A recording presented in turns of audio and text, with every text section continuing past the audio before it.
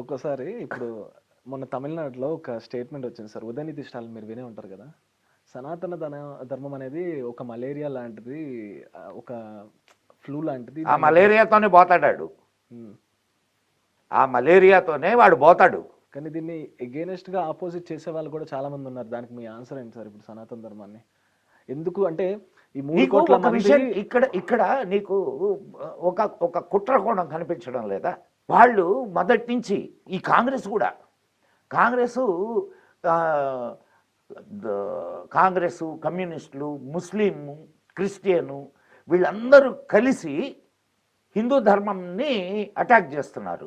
ఈ మాటలు చెబుతూనే నువ్వు అంటున్నటువంటి ఉదయనిధి స్టాలిన్ వాళ్ళ కుటుంబం బతికింది. అక్కడ ఈ మాటలు చెప్పి అక్కడ ఉన్నటువంటి హిందువుల్ని తొక్కి క్రిస్టియానిటీని పెంచింది. తెలుసా నీకు? క్రిస్టియానిటీని పెంచడానికి ఇవన్నీ, క్రిస్టియానిటీని ముస్లిం కమ్యూనిటీలను పెంచడానికి, హిందూ ధర్మాన్ని చంపడానికి వీళ్ళు చేస్తున్నటువంటి కుట్రలు ఇవి. ఫ్యూచర్లో సనాతన ధర్మానికి ఎండ్ ఉంటుందా? నువ్వే సనాతన ధర్మం అన్నావు దాన్ని. సనాతన ధర్మం అని అంటే అతి పురాతనమైనది, నిత్య నూతనమైనది. ఎండ్ ఉంటే ఈ పాటికే చచ్చిపోవాలిగా.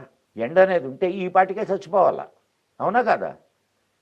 ప్రపంచంలో ఈ 2 మతాలు అడుగుపెట్టిన ప్రతి చోట 50 సంవత్సరాలు, 100 సంవత్సరాల లోపల, ఇంకొన్ని అయితే 20 సంవత్సరాల లోపల ఆ దేశాలు ఈ మత దేశాలుగా మారిపోయినాయి. ఓకే. కానీ 1000 సంవత్సరాలు అయింది వాళ్ళు అడుగుపెట్టి, 200 సంవత్సరాలు అయింది వీళ్ళు అడుగుపెట్టి.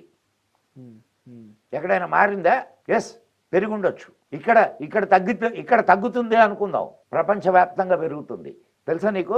అవును సార్, చాలా కంట్రీస్లో వాళ్ళు మనల్ని ఫాలో అవ్వడం చూస్తున్నాను.